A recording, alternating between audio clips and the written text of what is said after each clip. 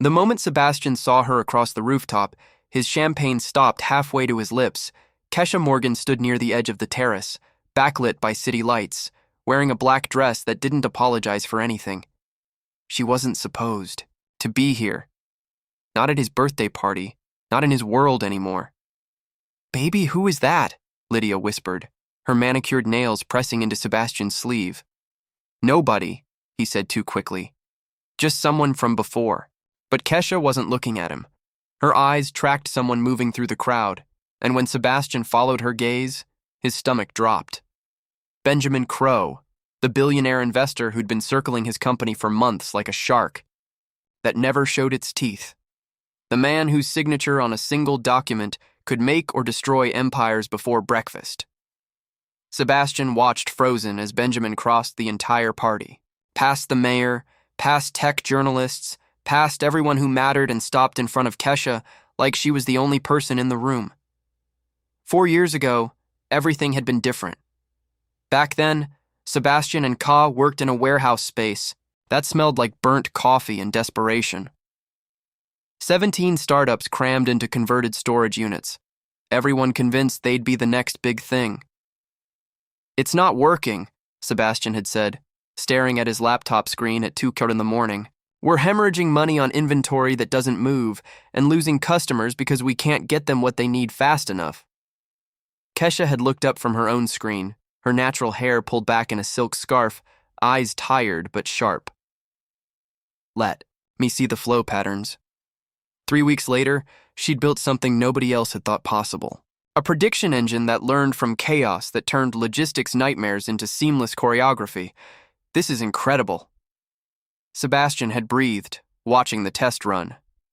"Kesha, you're a genius." She'd smiled. "We're a team. That's what makes it work." He'd kissed her, tasting coffee and hope and the future they were building together. The first investor pitch should have been their moment. Sebastian stood backstage, his presentation loaded on Kesha's laptop. The one with all her notes, her diagrams, the architecture only she truly understood. "You ready?" she'd asked, adjusting his tie the way she always did before important meetings. "We're ready," he'd said. But when the moment came, when the lights hit and the investors leaned forward in their chairs, Sebastian walked out alone. "Good morning. I'm Sebastian Cole, and I'm about to show you the future of logistics." In the back row, Kesha had gone very still. He'd presented her system as his breakthrough, her algorithms as his innovation, her sleepless nights as his vision. Afterward, she'd waited for him in the parking garage. "What happened in there?" "We killed it," Sebastian said, loosening his tie, still high on adrenaline. "They're interested. Real money. Kesha, this could be it. Why didn't you mention me?" "I did. I said we and our team. You said my breakthrough. You said I developed Sebastian. I built that entire system." He'd sighed like she was being difficult. "And you're a critical part of the team. But investors don't bet on partnerships, Kesha. They bet on a singular vision, one face, one story. That's how this works. So, I'm what? Your assistant now. You're my wife and my co-founder.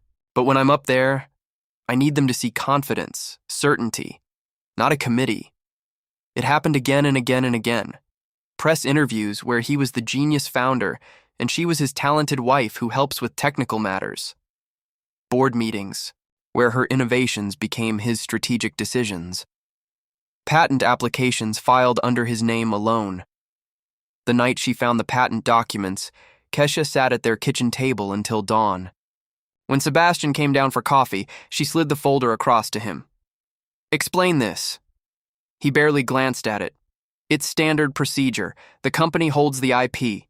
I'm listed as primary inventor because I'm CEO. I created that system, Sebastian, and the company will compensate you fairly. This is business, Kesha. This is how we protect what we've built." "What you've built?" she'd said quietly. "That's what you mean, isn't it? Somewhere along the way, it stopped being ours and became yours. Don't be dramatic. I want a divorce." The word had hit the kitchen like a physical thing. "You don't mean that," Sebastian said, finally looking at her. "You're upset. I get it. But we can work through this. I mean it. I want out." The divorce lawyer had been gentle, but clear. You won't get much. The patents are filed under the company. Your contributions are documented but legally classified as work product. We can fight it, but it'll cost more than you'll win. Kesha had signed most of the paperwork without reading it, but before she did, she'd added one paragraph buried in Section 7, subsection C, in the kind of legal language that made eyes glaze over in recognition of ongoing utilization of proprietary systems and intellectual property developed by K. Morgan. During marriage, contingent equity of 18% shall be activated upon any major capital event, including but not limited to acquisition, restructuring, or Series C investment exceeding $50 million. Sebastian's lawyer had barely scanned it. The company was worth almost nothing then. It was bleeding cash, surviving on hope and fumes. They'd signed. Keisha had walked away with her dignity and a clause nobody thought would ever matter. Now standing on this rooftop 4 years later, she watched Benjamin Crow approach her with the kind of smile that knew exactly how much everything was worth. "Ms. Morgan," he said, his voice carrying despite the music and chatter. "I've been looking forward to meeting you." Behind them, Sebastian's party continued, oblivious. But Sebastian himself had gone completely still, watching them like a man who'd just seen his future collapse. And he had no idea yet. He had no idea what was coming. If you want to see how this plays out, stay with me because what happens next changed everything. Benjamin Crow didn't shake Keisha's hand. He took it, turned it over, and examined her fingers like he was reading a story, written in calluses and ink stains. "These are the hands that built the adaptive flow engine," he said. "I'd recognize that architecture anywhere." Kesha tilted her head. "Most people don't look that closely. Most people are idiots." He released her hand. "I've spent 6 months trying to figure out how coal logistics predicts demand curves that shouldn't be predictable. The math was too elegant, too intuitive. It didn't fit Sebastian's profile at all. And now I know why." Benjamin's smile sharpened. "I found the original development files. Your name was all over them before someone did a very sloppy job of erasing it." Across the terrace, Sebastian had abandoned Lydia and was moving toward them, his face arranged in a careful mask of professional courtesy. "I also found something else," Benjamin continued, lowering his voice. "A clause in your divorce settlement that I think you've been waiting very patiently for someone to trigger." Kesha's expression didn't change, but something twitched in her eyes. "And did you?" 3 days ago, Series C funding $65 million. The paperwork clears tomorrow. Mr. Crow." Sebastian arrived with his hand extended, smile blazing. "I didn't know you'd be here tonight. What a pleasant surprise." Benjamin ignored the offered hand. "I came to meet your ex-wife. I have a habit of identifying the actual talent in any organization." The smile on Sebastian's face froze. "I'm sorry." "Don't be. This is a common problem. People mistake presentation for substance." Benjamin turned back to Kesha. "I have something I'd like to show you. Would you join me inside for a moment, Kesha?" Sebastian said sharply, then catching himself softer. "I didn't even know you were coming tonight. How have you been?" She looked at him for the first time since arriving. "Busy. You?" "Good, great, the company's really taken off. He glanced at Benjamin. "We're in the middle of some exciting developments." "So?" I hear Kesha's tone was perfectly neutral. "We should catch up," Sebastian pressed. "Maybe coffee sometime. I'd love to tell you about where we've taken your where. We've taken the platform." "My platform," Kesha corrected gently. "Let's be accurate, Sebastian, since we're among friends." The music seemed to fade. Several nearby conversations quieted. Sebastian laughed, but it sounded like breaking glass. "Of course you were instrumental in the early development. I've always said no." Benjamin interrupted. "You've never said. That's actually the problem." Lydia appeared at Sebastian's elbow, her confusion obvious. "Baby, what's going on?" "Nothing, sweetheart. Just business talk." Sebastian's jaw was tight. "Kesha, can we speak privately?" "Why?" Keisha asked. "We signed papers. Everything that needed to be said was said 4 years ago." That's not. Sebastian stopped himself. Look, I know things ended badly between us. I know I made mistakes, but whatever Benjamin's told you, he hasn't told me anything I didn't already know. Kesha said, I wrote the code, Sebastian. Every algorithm, every prediction model, every line that made your company worth investing in. I know exactly what it's worth because I built it. The terrace had gone quiet now. People were turning, sensing drama. Sebastian's voice dropped to an urgent whisper. Can we not do this here? Please do what? Keisha's voice remained calm. Acknowledge reality. I gave you credit in private, in footnotes, in ways that never mattered. Keisha stepped closer. You took my work and my name and you built a dynasty on top of it. And when that wasn't enough, you erased me from the story. Entirely. That's not fair. The company needed a clear narrative. The company needed my engine. Everything else was just theater. Benjamin checked his watch. We should move this inside. The announcement is about to begin. What announcement? Sebastian's voice cracked slightly. You'll see. Benjamin offered Kesha his arm. Shall we? She took it. They left Sebastian standing there, his new wife clutching his sleeve. His birthday party transformed into something else entirely.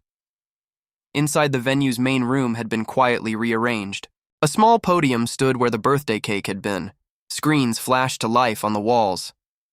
Ladies and gentlemen, the host's voice rang out. If you could join us inside, please. We have a special presentation from tonight's sponsor, Benjamin. Crow! The crowd filed in, curious. Sebastian pushed through them, trying to reach the front. Benjamin stepped to the podium like he owned the air itself. Good evening. I apologize for interrupting the festivities, but I believe in correcting errors when I find them. And I found a significant one on the screens. Code began to scroll. Complex, beautiful, unmistakable. This is the adaptive flow engine. The system that powers coal logistics. The system that convinced me to invest $65 million 3 days ago. Benjamin paused. This system was created by Kesha Morgan. Kesha's face appeared on the screens. Old photos from the early days. Her standing in front of white bars covered in her handwriting. Her fingerprints on every innovation. Not Sebastian Cole. Not the company's development team. One woman working night after night solving problems that entire departments couldn't crack. Sebastian tried to speak. This is completely inappropriate. What's inappropriate? Benjamin said, his voice cutting through the room like a blade, is theft. Intellectual theft. The theft of credit. Of recognition of the truth. He turned to look directly at Sebastian. When I invested in coal logistics, I triggered a clause in your divorce settlement. A clause that recognizes Kesha Morgan's contributions and grants her 18% equity in the company upon major capital investment. The room erupted. Sebastian's face went white. That's you can't. I already did. Benjamin smiled. The paperwork is filed. The equity is transferred. And as of tomorrow morning, Kesha Morgan is officially the second largest shareholder in your company. He walked down from the podium, crossed the room, and stopped in front of Kesha, and he kissed her. The kiss was brief, respectful, but unmistakable in its meaning. When Benjamin pulled back, the entire room was silent. That, he said quietly, just to Kesha, was 4 years overdue. Sebastian finally found his voice. This is insane. That clause, it's not legally binding. We'll fight this. Please do, Benjamin said, turning back to him. I've already had 3 law firms review it. It's ironclad. Your own lawyer signed off on it because the company was worthless then. No. Kesha spoke for the first time since they'd come inside. The company was worthless without me. You just didn't realize it yet. She walked too. The podium and the room held its breath. I didn't come here for revenge, she said. I came because Benjamin sent me a note this morning that said I deserved to hear the toast. I didn't know what he meant. I didn't know what he'd planned. She looked at Sebastian. 4 years ago, you told me investors don't bet on partnerships. They bet on one face, one story. You were right about that, but you chose the wrong face. Kesha. Sebastian's voice was desperate. Now we can fix this. We can work together again. You're brilliant. Everyone knows that we can. No, she said simply. I don't want to work with you, Sebastian. I want what's mine. The recognition, the equity, the truth. She turned to the crowd. I'm not here to destroy coal logistics. I'm here to correct the record, that system, that engine, that breakthrough. It was mine, and from now on, everyone will know it. Benjamin stepped beside her again. As of tomorrow, I'm proposing a restructure. Kesha Morgan will take an active role in the company's development division. Her name will appear on every patent, every presentation, every piece of press. And if I refuse, Sebastian said, then you'll have a very angry board, a majority shareholder, who doesn't trust you, and a media story about how you built your empire on stolen work. Benjamin's smile was cold. But I don't think you'll refuse. I think you'll take the deal, keep your title, and learn to share credit with the person who actually earned it. Lydia pulled at Sebastian's arm. Baby, what is he talking about? What's happening? Sebastian didn't answer. He was staring at Kesha like he was seeing her for the first time. When did you know, he finally asked, that you'd succeed? Kesha's voice was soft. Always. I built that system to work. I knew it would make someone rich. No. When did you know you'd get it back? The day I signed the divorce papers. She smiled and it was genuine. I bet on myself, Sebastian, the same way you taught me to. I just bet smarter. Benjamin checked his watch again. The press release goes out in 20 minutes. I'd suggest you decide how you want to handle this. Sebastian looked around the room at the investors, the journalists, the people who'd come to celebrate him. His birthday party had become his reckoning. Fine, he said finally. We'll work out the terms. No, Kesha said. The terms are already worked out. You'll sign them tomorrow, or Benjamin will make sure every tech publication in the country knows exactly how coal logistics was really built. She walked toward the exit and Benjamin followed. At the door, she turned back one last time. Happy birthday, Sebastian. I hope the cake is worth it. They left together and the party behind them dissolved into chaos. Reporters shouting questions, investors demanding explanations, Lydia crying, and Sebastian standing frozen in the center of it all. The night air was cool and clean. You didn't have to do that, Kesha said. Yes, I did. Benjamin looked at her. I've spent my entire career identifying value. Real value, not the performance of it. When I found your work, I knew I'd found something rare. And the kiss? That was personal. He smiled. I've been half in love with you since you rewrote that logistics model at the incubator. Tonight seemed like the right time to be honest about it. Kesha laughed, the sound bright and free. You're either very brave or very stupid. Can it be both? They walked to his car, leaving the party and its wreckage behind. What happens now? Kesha asked. Now Benjamin opened the door for her. Now you go back to doing what you do best. Building things, solving problems, changing the world. Only this time, everyone knows your name. She got in the car, and he closed the door. Through the window, she looked up at the party, at the lights, the crowd, the life she'd left behind.